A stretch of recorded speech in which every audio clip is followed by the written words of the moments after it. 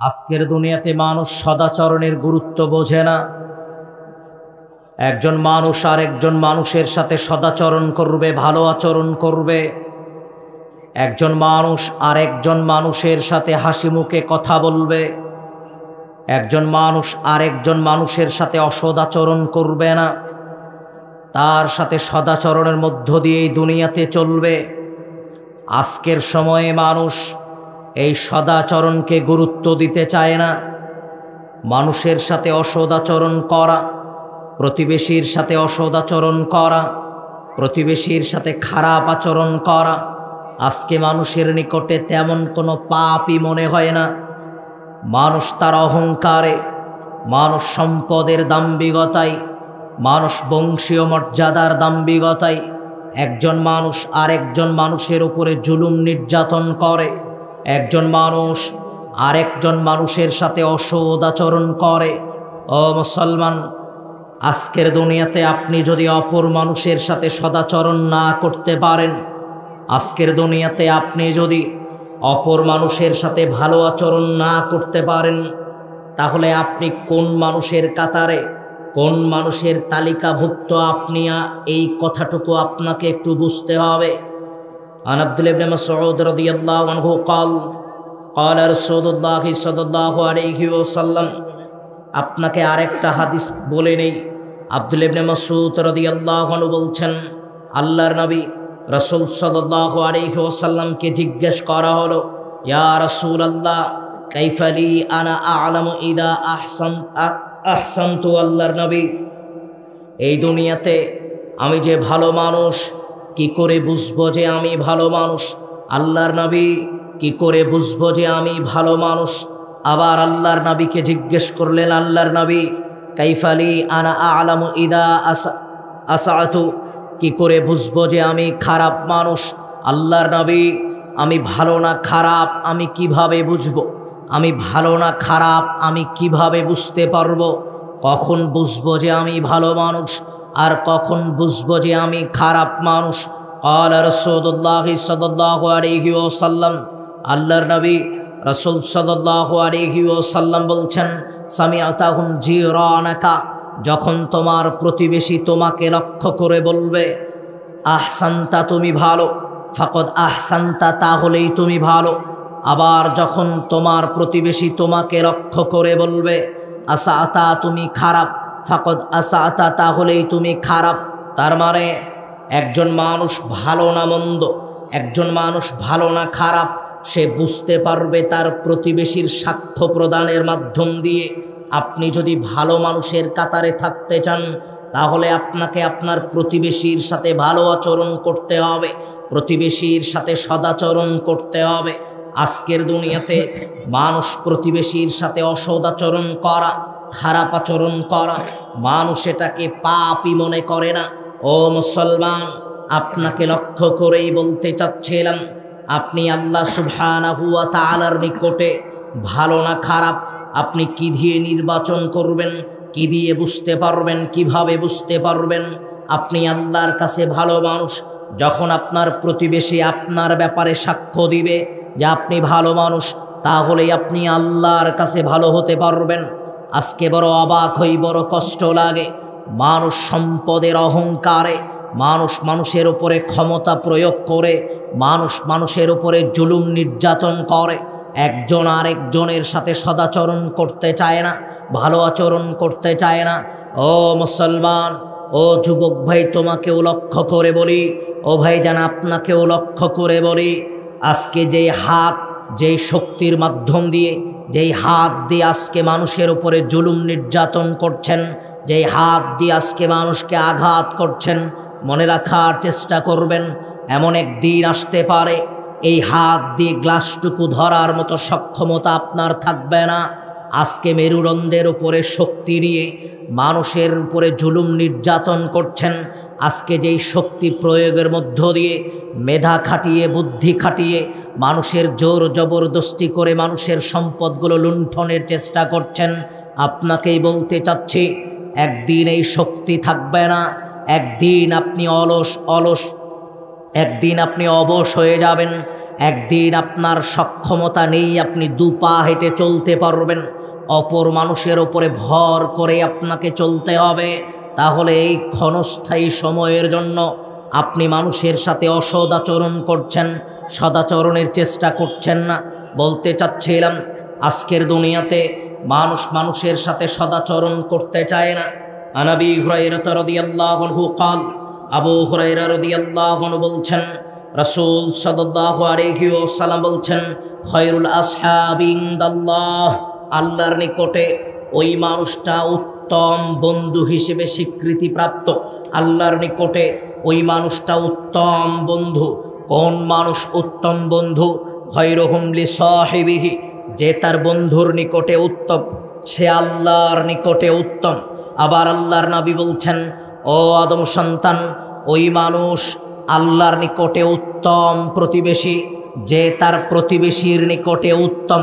তার মানে আপনি তাহাজ্জুদ গুজারি মানুষ, আপনি 5 ওয়াক্ত সালাত আদায়কারী মানুষ, আপনি তাহাজ্জুদের সালাতও পড়েন, আপনি 5 ওয়াক্ত সালাত আদায় করেন, কিন্তু আপনার প্রতিবেশীর সাথে আপনি সদাচরণ করেন না, প্রতিবেশীর সাথে ভালো আচরণ করেন না।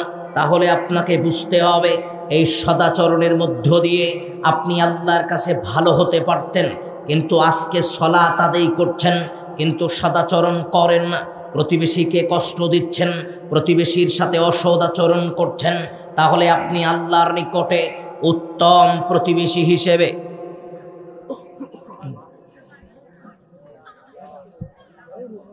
মাইক দূরে হয়ে গেছে, কথা বোঝা যাচ্ছে, মানে মাইক হয়েছে উঁচু।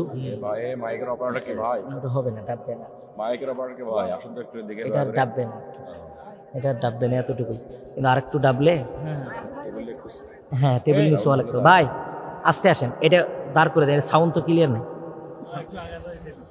না, দাঁড় করে দেন ভাই, চেয়ারটাকে পিছনে টান দেন, নিচে আর উঠবে না, এটা স্ট্যান্ডার নিচে নামবে না, টেবিল হাই হয়ে গেছে, অসুবিধা হচ্ছে, কথা বলা যায় না তো। হ্যাঁ, এটা টান দেন তো ভাই, না ডাবানে যাবে না, তোলেন তোলেন, আপনি খাড়া করেন। হ্যাঁ দেন,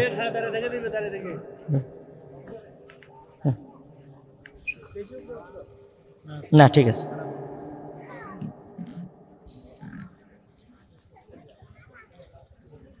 এখন দেন, লাইন দেন। আচ্ছা আচ্ছা, কিন্তু পরের বক্তাদের তো সমস্যা হবে না। আচ্ছা আচ্ছা দেন।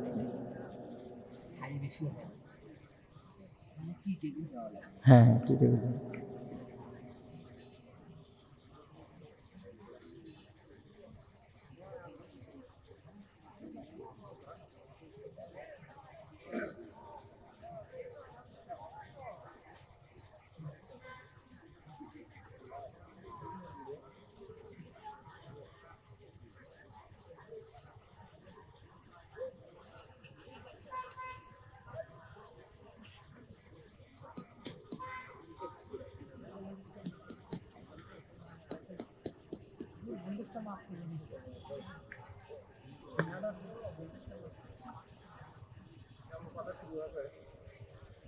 বলে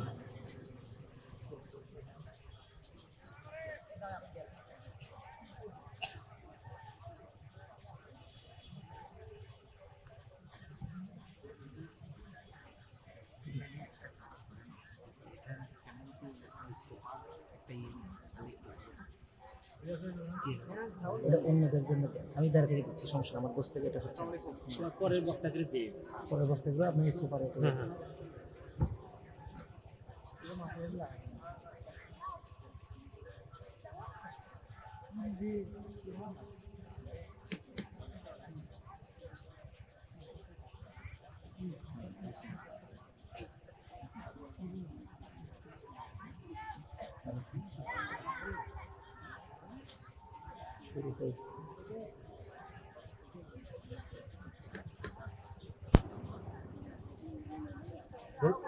ভোল্টেজ কি অ্যাকুরেট কমছে হয়েছে না?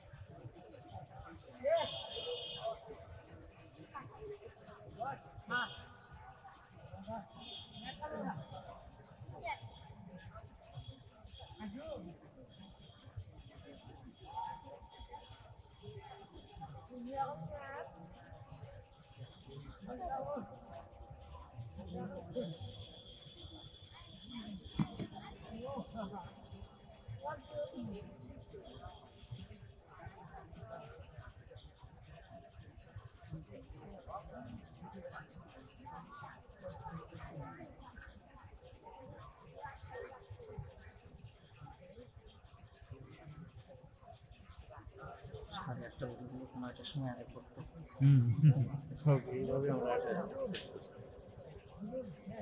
হ্যাঁ এখন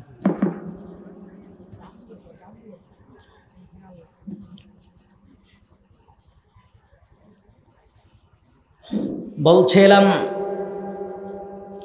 আজকের দুনিয়াতে মানুষ মানুষের সাথে সদাচরণ করতে চায় না।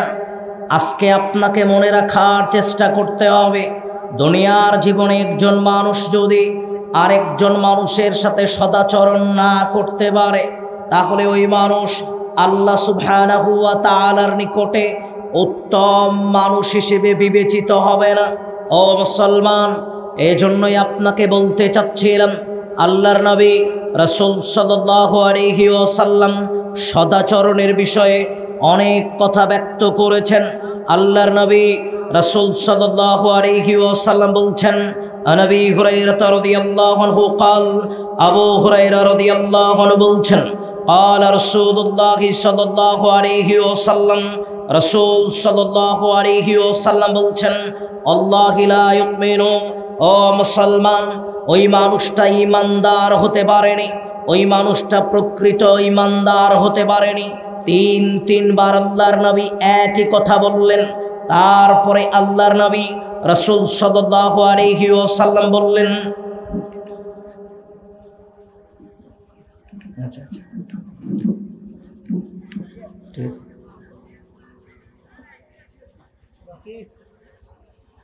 সময় শেষ হয়ে গেল। বলছিলাম আল্লাহর নবী রাসূল সাল্লাল্লাহু আলাইহি ওয়াসাল্লাম বললেন, ওই মানুষটা ঈমানদার হতে পারেনি যে তার প্রতিবেশীর সাথে সদাচরণ করতে পারে না, যার ব্যবহারে প্রতিবেশী কষ্ট পায়, যার আচরণে প্রতিবেশী কষ্ট পায়। আমরা বুঝলাম প্রথম অংশে আপনাকে যেটা বলতে চাচ্ছিলাম, সময় সংক্ষিপ্ত, আল্লাহর নবী সদাচরণের গুরুত্ব বোঝাচ্ছিলেন। দুনিয়াতে একজন মুসলমান আরেকজন মুসলমানের সাথে সদাচরণ করবে, ভালো আচরণ করবে। এবার আপনাকে একটু বলতে চাচ্ছিলাম, নবী হুরায়রা রাদিয়াল্লাহু আনহু قال, আবু হুরায়রা রাদিয়াল্লাহু আনহু বলছেন, قال রাসূলুল্লাহ সাল্লাল্লাহু আলাইহি ওয়াসাল্লাম, রাসূল সাল্লাল্লাহু আলাইহি ওয়াসাল্লাম বলছেন, ও আদম সন্তান শোনো, আল মুসলিমু আখুল মুসলিম, নিশ্চয় একজন মুসলমান অপর মুসলমানের ভাই, একজন মুসলমান অপর মুসলমানের ভাই। লা ইয়াযলিমুহু, একজন মুসলমান অপর মুসলমানের উপরে জুলুম নির্যাতন করবে না। একজন মুসলমান, আল্লাহর নবী তিনটা কথা বললেন। একজন মুসলমান অপর মুসলমানের উপরে জুলুম নির্যাতন করবে না। দ্বিতীয় নম্বরে আল্লাহর নবী বললেন, একজন মুসলমান অপর মুসলমানকে বিপদের দিকে ঠেলে দিবে না। আবার আল্লাহর নবী বললেন, একজন মুসলমান অপর মুসলমানকে লজ্জিত করবে না। আল্লাহর নবী প্রথমে যেটা বললেন, লা ইয়াযলিমুহু, একজন মুসলমান অপর মুসলমানের উপরে জুলুম নির্যাতন করবে না। আজকে এই জুলুম নির্যাতনের ব্যাপারে আমরা সচেতন নই। আমাদের জবান দ্বারা, আমাদের হাত দ্বারা, আমাদের অঙ্গ প্রত্যঙ্গ দ্বারা অপর একজন মানুষ নির্যাতিত হচ্ছে। অপর মানুষকে আমি সক্রিয় সজ্ঞানে নির্যাতন করছি। আজকের দুনিয়াতে আমরা নির্যাতনের ভয়াবহতা বুঝার পরেও অথবা না বুঝে হোক, আমরা মানুষের উপরে নির্যাতনের স্টিম রুলার চালানোর চেষ্টা করছি। ও মুসলমান, আপনাকে লক্ষ্য করে বলতে চাচ্ছিলাম, আজকের দুনিয়াতে যারা নিজেকে জালেমের কাতারে নাম লেখালো, আজকের দুনিয়াতে যারা অপর মানুষের উপরে জুলুম নির্যাতন করলো, তারা তোমরা শুনে রাখো, আল্লাহর নবী রাসূল সাল্লাল্লাহু আলাইহি ওয়াসাল্লাম নির্যাতনের ব্যাপারে, জালেমের ব্যাপারে অনেক ভয়ানক কথা ব্যক্ত করেছেন। আমি তার কিছু কথা আপনাকে বলতে চাচ্ছিলাম। ও মুসলমান, আজকের দুনিয়াতে মানুষের সাথে প্রতারণা করে, মানুষের সাথে অন্যায় করে, অবিচার করে মানুষের সম্পদ লুণ্ঠনের চেষ্টা করছেন, মানুষের সম্পদ জোর জবরদস্তি করে দখল করার চেষ্টা করছেন, মানুষের উপরে নির্যাতনের স্টিম রুলার চালাচ্ছেন। আপনাকে লক্ষ্য করে বলি, নবী হুরায়রা রাদিয়াল্লাহু আনহু قال, আবু হুরায়রা রাদিয়াল্লাহু আনহু বলছেন, قال رسول الله صلى الله عليه وسلم, রাসূল সাল্লাল্লাহু আলাইহি ওয়াসাল্লাম বলছেন, মান কানাত লাহু মাজলামাতুন লিআখিহি মিন ইরদিহি আও শাইইন। ও পৃথিবীর মানুষ শুনে রাখো, আল্লাহর নবী বলছেন, দুনিয়াতে যদি তুমি অপর মানুষের উপরে জুলুম করে থাকো, দুনিয়াতে যদি অপর মানুষের সাথে অসৎ আচরণ করে থাকো, দুনিয়াতে যদি অপর মানুষের সাথে খারাপ আচরণ করে থাকো, ফালইয়াতাহাল্লালহু ক্বাবলাল ইয়াউমা, মরার আগে, মৃত্যুবরণের পূর্বেই তোমাকে লেনদেন ক্লিয়ার করতে হবে। তুমি যদি কারো সাথে অসৎ আচরণ করো, তার কাছে ক্ষমা চাও। যদি কারো উপরে জুলুম করে থাকো, তার কাছে ক্ষমা চাও। যদি কারো জমি জমা অসৎভাবে অসৎ পন্থায় লুণ্ঠন করে থাকো, তাহলে জমি জমা তাকে ফিরিয়ে দিয়ে তার কাছে ক্ষমা চাও। ও মুসলমান, আল্লাহর নবী যেটা বোঝাচ্ছিলেন, আল্লাহর নবী বললেন, আদম সন্তান শোনো, ফালইয়াতাহাল্লালহু ক্বাবলাল ইয়াউমা, মরার আগেই দুনিয়ার যাবতীয় লেনদেন থেকে তুমি পরিচ্ছন্ন হয়ে যাও। তার মানে আজকের দুনিয়াতে অপর মানুষের উপরে জুলুম নির্যাতন করেছে, আজকের দুনিয়াতে অপর মানুষের সাথে অসৎ আচরণ করেছে, আজকের দুনিয়াতে অপর মানুষের সাথে খারাপ আচরণ করেছে, আল্লাহর নবী বললেন, তোমাকে মরার আগেই তার কাছে ক্ষমা চাইতে হবে। তার মানে গাইবান্ধা শহরে একটা রিকশায় উঠেছিলাম, 10 টাকার ভাড়া অথবা 20 টাকার ভাড়া। কিছু দূরে যাওয়ার পরে বন্ধুর সাথে দেখা হলো, অনেকক্ষণ গল্প করলাম, আমি আমার গন্তব্যে গেলাম, 20 টাকা হাতে দিলাম। রিকশাওয়ালা বলল, ভাই 20 টাকা ভাড়া ঠিক আছে, আপনি অনেক সময় নিয়েছেন, আমাকে 10 টাকা একটু বেশি দিতে হবে। আমি রেগে গেলাম, ঠাস করে তার গালে একটা চর বসালাম। 5 বছর কেটে গেল, 10 বছর কেটে গেল, চামড়াগুলো ঢিল হয়ে গেল। এখন আমি বলছি, আল্লাহ, সামনে বছর হজ করতে যাব, আল্লাহ আমি তাহাজ্জুদে তোমার কাছে কান্নাকাটি করছি, আল্লাহ আমি অপরাধ করেছি, রিকশাওয়ালাকে চর মেরেছি। ও মুসলমান, মরা পর্যন্ত তাহাজ্জুদের জায়নামাজে বসে থেকে চোখের পানি ফেললেও আল্লাহ এই পাপ ক্ষমা করবে না। কাবা ঘরের গিলাপ ধরে কান্নাকাটি করলেও আল্লাহ এই পাপ ক্ষমা করবে না। এই পাপ ওই রিকশাওয়ালাকে খুঁজে বের করতে হবে, তার হাতে পায়ে ধরে ক্ষমা নিতে হবে, নতুবা এই পাপ আল্লাহ ক্ষমা করবে না। আমি আপনাকে যেটা বোঝানোর চেষ্টা করছিলাম, আল্লাহর নবী বললেন, একজন মুসলমান অপর মুসলমানের উপরে জুলুম নির্যাতন করবে না। একজন মুসলমান অপর মুসলমানের উপরে যদি জুলুম নির্যাতন করে, তাহলে দুনিয়াতে জীবদ্দশায় তার কাছে তাকে ক্ষমা চাইতে হবে। ও মুসলমান, আজকে তো আপনার পরিবেশ পরিস্থিতি অনেক ভয়ানক। আজকে আপনি ক্ষমতা প্রয়োগ করে, জোর জবরদস্তি করে মানুষের সম্পদ লুণ্ঠন করছেন। মুরব্বী, কয়েকটা কথা আপনাকে বলি। আজকের দুনিয়াতে মানুষ নিজের ভাইয়ের জমিটুকু ভাইকে যথাযথ বুঝিয়ে দিতে চায় না। আজকের দুনিয়াতে মানুষ নিজের বোনের জমিটুকু নিজের বোনকে যথাযথ বুঝিয়ে দিতে চায় না। ও মুসলমান, আপনাকে লক্ষ্য করেই বলতে চাচ্ছিলাম, আজকের দুনিয়াতে আপনি যদি আপনার বোনের জমি আত্মসাৎ করে থাকেন, আজকের দুনিয়াতে আপনি যদি আপনার ভাইয়ের জমি আত্মসাৎ করে থাকেন, তার প্রাপ্য অধিকারটুকু থেকে তাকে বঞ্চিত করেন, তাহলে আপনার অবস্থা কত জটিল ও কঠিন হবে, একটু আপনাকে খেয়াল করা দরকার। আমি বললাম, জুলুম থেকে আপনাকে বিরত থাকতে হবে। দেখেন তো আপনি আপনার ভাইয়ের উপরে জুলুম নির্যাতন করছেন কি করছেন না। আনসালিমিন আনাবিহি, এই হাদিস বলার পূর্বে আপনাকে একটা হাদিস বলি। রাসূল সাল্লাল্লাহু আলাইহি ওয়াসাল্লাম বর্ণনা করছেন, আল্লাহর নবী আন সাঈদ ইবনে যায়েদ রাদিয়াল্লাহু আনহু قال, সাঈদ ইবনে যায়েদ রাদিয়াল্লাহু আনহু বলছেন, পৃথিবীর মানুষ শোনো, মানা খোদা শিবরাম মিনাল আরদি যুলমান। আল্লাহ,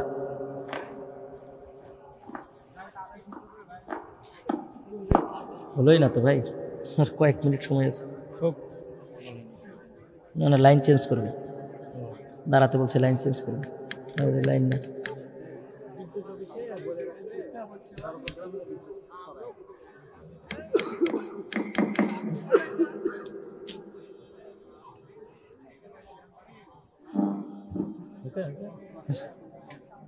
নেন। আল্লাহর নবী বলছেন, মারা খোদা শিবরম মিনাল আরদি দুলবান, দুনিয়াতে যদি কোনো মানুষের ওপরে অন্যায় করে, জোর জবরদস্তি করে, দুনিয়াতে কোনো মানুষের নিকট থেকে 1 বিঘত জমি আত্মসাৎ করলো, 1 বিঘত জমি অন্যায়ভাবে নিল, 1 বিঘত জমি জোর জবরদস্তি করে নিল, আল্লাহর নবী বললেন, শোনো, 1 বিঘত জমিটাকে বিচারের ময়দানে বিচারের ময়দানে আল্লাহ এই জমিনটাকে ইলা আরদি সাবঈনা 7 স্তরে বৃদ্ধি করে দিবেন। এবার আল্লাহ আপনাকে বলবেন, এটা ওই জমি দুনিয়াতে তুমি তোমার বোনের নিকট থেকে নিয়েছিলা, এটা ওই জমি দুনিয়াতে তুমি তোমার ভাইয়ের নিকট থেকে নিয়েছিলা, তুমি তোমার ভাইকে ফিরিয়ে দাওনি, বোনকে দাওনি, এটা ওই জমি। আজকে এই গোটা জমিনটা তোমার কাঁধে তুলে দেওয়া হলো, গোটা জমিনটা নিয়ে আপনি বিচারের ময়দানে দৌড়াদৌড়ি করতে থাকবেন। ও মুসলমান, আপনাকে লক্ষ্য করেই বলতে চাচ্ছিলাম, তাহলে আপনাকে খেয়াল করা দরকার, আজকে যারা বোনের জমি বোনকে ফিরিয়ে দিল না, আজকে যারা ভাইয়ের জমি ভাইকে ফিরিয়ে দিল না, তাহলে তাদের অবস্থা কত ভয়ানক হতে পারে। জি, আপনাকে বলি, বড় কষ্ট লাগে। মসজিদের সহসভাপতি জৈনক মহিলা এসে বলছে, ও বাবা, এই মসজিদের সহসভাপতি গত বছর হজ করেছে, ও বাবা, আমার বাপের দেওয়া জমি আজও আমাকে ফিরিয়ে দেয়নি, আমার বাপের জমি আজও আমি পাইনি, অথচ তিনি হাজি মানুষ, হজ করেছে, একটা মসজিদের সহসভাপতি। জিগা ভাইজান, আপনাকে বলছিলাম, আপনি 5 ওয়াক্ত সালাত আদায় করেন, আপনি একজন সালাত গুজারি মানুষ, আপনি তাহাজ্জুদের সালাত আদায় করেন, আপনি একজন পরহেজগার মানুষ, কিন্তু বোনকে বোনের জমি ফিরিয়ে দেননি, ভাইকে ভাইয়ের জমি ফিরিয়ে দেননি। আপনাকে চিন্তা ভাবনা করতে হবে, আমি অন্যায় করেছি, জুলুম করেছি, আমি আমার বোনের উপরে অন্যায় করেছি, আমি আমার ভাইয়ের উপরে অন্যায় করেছি। আদম সন্তান, দুনিয়াতে যদি আমি 1 ইঞ্চি মানুষের জমি জমা নিজের মধ্যে জোর জবরদস্তি করে যদি নিজের মধ্যে রেখে দেই, তাহলে আমার অবস্থা অত্যন্ত জটিল কঠিন। আন সালিম আনাবিহি, সালিম রাদিয়াল্লাহু আনহু বলছেন, রাসূল সাল্লাল্লাহু আলাইহি ওয়াসাল্লাম বলছেন, মানা খুদা মিনাল আরদি শাইয়ান, দুনিয়াতে কোনো মানুষের উপরে অন্যায় করে, জুলুম করে, জোর জবরদস্তি করে, দুনিয়াতে কোনো মানুষের নিকট থেকে 1 চিমটি মাটি যদি নিজের মধ্যে নিয়ে নেয়, 1 চিমটি মাটি নিজের মধ্যে নিয়েছেন, আল্লাহর নবী বলছেন, বিচারের ময়দানে আল্লাহ জমিনটাকে ইলা আরদি সাবঈনা 7 স্তরে আল্লাহ বৃদ্ধি করে দিবেন। এবার আল্লাহ আপনাকে লক্ষ্য করে বলবেন, এটা ওই জমি যেটা তুমি দুনিয়াতে তোমার বোনের নিকট থেকে নিয়েছিলা, এটা ওই জমি যেটা তুমি দুনিয়াতে তোমার ভাইয়ের নিকট থেকে নিয়েছিলা। ও মুসলমান, আজকে এই জমিটা 7 স্তরে বৃদ্ধি করে দেওয়া হলো। আল্লাহ জমিনের ভিতরে আপনাকে পুঁতে দিবেন, আল্লাহ আপনাকে গেড়ে দিবেন। তাহলে চিন্তা করা দরকার, আজকের দুনিয়াতে যারা বোনের জমি আজও দিল না, আজকের দুনিয়াতে যারা ভাইয়ের জমি আজও দিল না, তাদের অবস্থা কত জটিল কঠিন হতে পারে। আন ইয়ালা ইবনে মুররা রাদিয়াল্লাহু আনহু قال قال رسول الله صلى الله عليه وسلم, রাসূল সাল্লাল্লাহু আলাইহি ওয়াসাল্লাম বলছেন, পৃথিবীর মানুষ শোনো, আইয়ুমা রাজুলিন, ও আদম সন্তান, দুনিয়াতে যদি কোনো মানুষের উপরে অন্যায় করে, জুলুম করে, জোর জবরদস্তি করে, দুনিয়াতে যদি কোনো মানুষের নিকট থেকে 1 চিমটি 1 বিঘত হোক অথবা 1 চিমটি হোক, যখন মানুষ অন্যের নিকট থেকে জমি জমা আত্মসাৎ করবে, অন্যের নিকট থেকে জমি জমা নিজের মধ্যে নিয়ে নিবে, এই সমস্ত মানুষকে লক্ষ্য করে আল্লাহর নবী রাসূল সাল্লাল্লাহু আলাইহি ওয়াসাল্লাম বলছেন, এই সমস্ত মানুষ দুনিয়াতে যারা অন্যায় করে জমি নিল, আত্মসাৎ করে জমি নিল, বিচারের ময়দানে আল্লাহ ওই মানুষগুলোকে লক্ষ্য করে বলবেন, এটা ওই জমি যেটা তুমি দুনিয়াতে নিয়েছিলা, জমি তুমি খোঁড়ো। ওই মানুষ জমি খুঁড়তেই থাকবে, খুঁড়তেই থাকবে। আল্লাহ ওই জমি খোঁড়ার পরে যত মাটি হবে সমস্ত মাটি আল্লাহ ওই মানুষের কাঁধে দিবেন যে দুনিয়াতে তার বোনের জমি নিয়েছিল, যে দুনিয়াতে তার ভাইয়ের জমি নিয়েছিল। আল্লাহ বলবেন, গোটা বিচারের ময়দানে তুমি দৌড়াতে থাকো। ওই মানুষটা মানুষের জমি আত্মসাৎ করেছিল, দুনিয়াতে জুলুম করে, নির্যাতন করে, জোর জবরদস্তি করে মানুষের জমি জমা আত্মসাৎ করেছিল। আল্লাহ বিচারের ময়দানে বলবেন, এটা ওই জমি, ওই জমির মাটি যেটা তুমি দুনিয়াতে আত্মসাৎ করেছিলা। গোটা বিচারের ময়দান এই জমির মাটি নিয়ে তুমি দৌড়াতে থাকো। ওই মানুষটাকে আল্লাহ বিচারের ময়দানে গোটা মাটিটা কাঁধে তুলে দিবেন, তাকে দৌড়াতে হবে। তাহলে আপনাকে বলি মুরব্বী, আজকের এই বিক্ষিপ্ত আলোচনায় আমি আপনাকে মূলত একটা কথা মনে রাখার অনুরোধ করব, সেটা এটাই, সামাজিকভাবে আজকে কত বোন জমি জমা থেকে বঞ্চিত তার হিসাব নাই। আজকে বড় কষ্ট লাগে, ভাই তার বোনকে জমি দিতে চায় না। কত বোন কবরের পাশে দাঁড়িয়ে কান্নাকাটি করছে, আমার এই ভাই দুনিয়াতে বেঁচে থাকা অবস্থায় আমার প্রাপ্য জমিটুকু আমাকে বুঝিয়ে দেয়নি। জি, আপনাকে বলতে চাচ্ছিলাম, ও মুরব্বী, আপনাকে বলতে চাচ্ছিলাম, বড় কষ্ট লাগে। মুরব্বী চলে গেছে মেয়ের বাড়িতে, অনেক ফলমূল নিয়ে চলে গেছে। মুরব্বী যাওয়ার পরে তার মেয়ের খাওয়া দাওয়া শেষ হওয়ার পরে মুরব্বী মেয়ের হাত ধরে বলছে, ও মা, তুই আমাকে মাফ করে দিস। কেন বাবা, কি হয়েছে? ও মা, রাস্তার পাশে যেই 10 শতক 20 শতক জমি ছিল, 1 বিঘা জমি ছিল, ওটা আমি তোর ভাইয়ের নামে লিখে দিয়েছি, তোর ভাইয়ের বড় দরকার। আর ওই যে পুকুরের পারে, নদীর পারে যে কয়েক শতক জমি আছে, ওটা আমি তোর নামে লিখে দিব। ও মা, মন খারাপ করিস না, সারা জীবন তোর জন্য দোয়া করে গেলাম, মন খারাপ করিস না। ও মুরব্বী, দোয়া তো সন্তান হিসেবে করবেনই, কিন্তু আপনি মেয়েকে মেনের জমি জমা থেকে বঞ্চিত করলেন কেন? মেয়ের প্রাপ্য অধিকার থেকে তাকে বঞ্চিত করলেন কেন? আপনাকে একটু হিসাব করা দরকার। বড় কষ্ট লাগে। মুরব্বী বলছে, ও মা, বাজারের যে জমিটুকু, ওই জমি তো তোর ভাই দোকান করবে, আমি তোর ভাইকে জমিটা লিখে দিয়েছি। ও মা, তুই কষ্ট নিস না, তোর জন্য সারা জীবন দোয়া করে যাব, তোর কোনো কিছু হবে না। ওমা, তুই কষ্ট নিস না। ও মুরব্বী, আপনাকে বলি, দোয়া তো করবেনই, এটা তো অধিকার, আপনার মেয়ে আপনার কাছে প্রাপ্য। কিন্তু দুনিয়াতে জীবিত থাকা অবস্থায় মেয়েকে তার অধিকার থেকে বঞ্চিত করলেন কেন? মেয়েকে তার সম্পদ থেকে বঞ্চিত করলেন কেন? আপনাকে একটু চিন্তা ভাবনা করা দরকার। আমি মেয়ের উপরে অন্যায় করেছি, আজকে বড় অবাক হয়। ও ভাই, যারা আপনাকে লক্ষ্য করে বলি, একটাই ভাই আপনি, আপনার বোনেরা আপনার কাছ থেকে জমি জমার কথা বলতে পারেন আপনার নিকটে। কেন? যদি জমি জমার কথা বলেই ফেলি তাহলে ভাই মন খারাপ করবে, ওই দিন থেকে আর আমাদের এই বাড়িতে আসা বন্ধ হয়ে যাবে। বোন অভাবের তাড়নায় থাকার পরেও, অভাবের ভিতরে থাকার পরেও বোন তার ভাইয়ের নিকটে জমি জমার ব্যাপারে কথা বলতে ভয় পায়। ও ভাইয়ান, যেই দিন বাবা মারা গেছে ওই দিনই বোনদেরকে বলেন, তোমাদের জমি জমা তোমরা ভাগ বাটোয়ারা করে নাও। মনে রাখার চেষ্টা করবেন, আপনার যেমন অধিকার আছে ওই জমির উপরে, আপনার বোনেরও তেমন অধিকার আছে ওই জমির উপরে। তাহলে তার জমি নিয়ে আপনি ভোগবিলাসী জীবনযাপন করবেন কেন? আপনাকে একটু কথা বলে গেলাম, দুনিয়াতে জীবিত থাকা অবস্থায় আপনাকে আপনার বোনের জমি যথাযথ সময় ফিরিয়ে দিতে হবে, নতুবা আপনি বোনের উপরে অন্যায় করেছেন, জুলুম করেছেন। বলতে চাচ্ছিলাম, আজকের দুনিয়াতে যারা অপরের উপরে জুলুম করে, নির্যাতন করে, আজকের দুনিয়াতে যারা অপরের উপরে জুলুম করে, নির্যাতন করে, অন্যায় অবিচার করে, দুনিয়াতে যারা নিজের বিলাসিতা জীবন পরিচালনার চেষ্টা করবে, ও মুসলমান, আপনাকে লক্ষ্য করে বলি, ভাই যারা আপনাকে লক্ষ্য করে বলি, রাসূল সাল্লাল্লাহু আলাইহি ওয়াসাল্লাম অসংখ্য গণিত যা হাদিসে জালেমের পরিণতির ব্যাপারে বলেছেন। আমি আপনাকে আর সেদিকে নিয়ে যেতে চাচ্ছি না, আমি আপনাকে কয়েকটা কথা বলতে চাচ্ছিলাম, কয়েকটা অনুরোধটুকু করতে চাচ্ছিলাম। ওই যে আল্লাহর নবী বললেন, মারা খোদা মিনাল আরদি শাইয়ান, ও আদম সন্তান, বিগয়রি হাক্কিহি, দুনিয়াতে তুমি অকারণে, দুনিয়াতে তুমি জুলুম নির্যাতন করে, অথবা দুনিয়াতে 2 নাম্বারই প্রতারণা করে 1 চিমটি মাটিও তুমি নিজের মধ্যে নিও না। যদি 1 চিমটি মাটিও নিজের মধ্যে নাও, তাহলে বিচারের ময়দানে এই মাটির ভিতরে আল্লাহ তোমাকে পুঁতে দিবে, গেড়ে দিবে। এবার আপনাকে মুরব্বী যেই কথাটা বলতে চাচ্ছিলাম, জমি একটাই, যখন কোন হয়েছে মানুষ হেঁটে যেতে পারে না, গরু ছাগল তো দূরেই থাকলো, তাহলে আপনাকে চিন্তা করা দরকার আপনি সামান্য জমির আইল চিকন করতে গিয়ে যদি অপরের এক চিমটি মাটি এক চিমটি জমি যদি নিজের মধ্যে নিয়ে আসেন, তাহলে আপনার পরিবেশ পরিস্থিতি কেমন হতে পারে দুনিয়াতে আপনাকে একটু হলেও চিন্তা ভাবনা করা দরকার।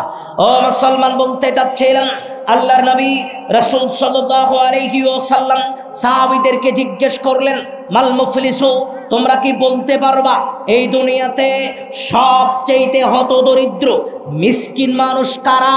তোমরা কি বলতে পারবা কোন মানুষটা হতদরিদ্র, কোন মানুষ মিসকিন? তোমরা কি বলতে পারবা? এবার আল্লাহর নবীকে সাহাবীরা লক্ষ্য করে বলছেন, আল্লাহর নবী, ওই যে আমরা যেটা বলি, আজকে যদি আপনাকে বলা হয় এলাকার 100 জন মানুষের নাম লিখে নিয়ে আসেন যারা গরিব, যারা অসহায়, আপনি কাদের নাম লিখবেন? যাদের কোনো টাকা পয়সা নাই, যাদের কোনো ধন সম্পদ নাই। সাহাবীরাও তাই বললেন, আল্লাহর নবী দীর্ঘাম আলাহু ওলা মাতা, যাদের নিকটে কোনো ধন সম্পদ নাই, টাকা পয়সা নাই, আমাদের নিকটে তো তারাই গরিব, তারাই অসহায়। আল্লাহর নবী বললেন, জিনা ইন্নাল মুফলিসা মিন উম্মতি, আমার উম্মতের মধ্যে গরিব, আমার উম্মতের মধ্যে মিসকিন হচ্ছে ওই সমস্ত মানুষ। কারা গরিব, কারা মিসকিন? আল্লাহর নবী বললেন, শোনো, ইয়াতি ইয়াউমাল কিয়ামা, বিচারের ময়দানে আল্লাহর সম্মুখে দাঁড়ালো, সলাতিন যাকাতিন ও সাদাকাতিন ও সিয়ামিন, আল্লাহর সম্মুখে দাঁড়ালো সলাতের নেকি নিয়ে, জাকাতের নেকি নিয়ে। দুনিয়াতে সলাত আদায় করেছে তার নেকি, দুনিয়াতে জাকাত দিয়েছে তার নেকি, দুনিয়াতে সিয়াম পালন করেছে তার নেকি, দুনিয়াতে দান করেছে তার নেকি। সাথে সাথে একজন মানুষই অশতমাহাদা অদরবাহাদা ওয়াকানা মালাহাদা, মানুষের সম্পদ লুণ্ঠন করেছে, মানুষের উপরে জুলুম নির্যাতন করেছে, মানুষের সাথে অসদাচরণ করেছে, এটা নেকি, এটা পাপ, এটা নেকি, এটা পাপ। দুইটাই নিয়ে একজন মানুষ আল্লাহর সম্মুখে দাঁড়াবে। যখন আল্লাহর সম্মুখে দাঁড়াবে তখন পাওনাদার আসবে। ওই পাওনাদার, যেই পাওনাদার আপনার বোন ছিল, বোন, আপনার বোন এসে আল্লাহকে বলবে, ওগো মালিক, এই মানুষটা দুনিয়াতে আমার ভাই ছিল, ভাই, আল্লাহ অনেক অভাবে দিন কাটিয়েছি, অভাবের তাড়নায় অনেক কষ্ট করে দিন কাটিয়েছি, আল্লাহ আমার ভাই আমার বাপের জমি দুনিয়াতে আমাকে দেয়নি, আল্লাহ আজকে আমার বাপের জমি আমাকে ফিরিয়ে নিয়ে দিতে হবে। তখন আল্লাহ বলবেন, দুনিয়াতে তোমার যে প্রাপ্য তোমার বোন পেত, আজকে সেই জমিটুকু ফিরিয়ে দাও। তখন আপনি আল্লাহকে বলবেন, লায়াকুনা দিনার ওয়ালা দিরহাম, ওগো মালিক, আমার নিকটে তো কোনো টাকা পয়সা নাই, আল্লাহ আমার নিকটে তো কোনো অর্থ নাই, টাকা পয়সা নাই। তখন আল্লাহ আপনাকে বলবেন, যেহেতু তোমার নিকটে অর্থ নাই, টাকা পয়সা নাই, ইনকানাত লাহু আমালুস সালেহ, হাদিসের পরিভাষায় আপনার নিকটে থাকবে আমল।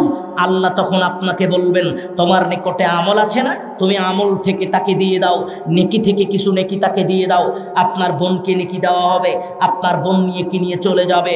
আবার আরেক পাওনাদার এসে বলবে, আল্লাহ 10টা টাকা মিথ্যা কথা বলে নিয়েছিল, ওজনে কম দিয়েছিল, ফাঁকিবাজি করেছিল। বলছিলাম আল্লাহর নবী রাসূল সাল্লাল্লাহু আলাইহি ওয়াসাল্লাম বলছেন, পাওনাদার আল্লাহর নিকটে এসে অভিযোগ করবে, আল্লাহ দুনিয়াতে আমি পাওনাদার ছিলাম।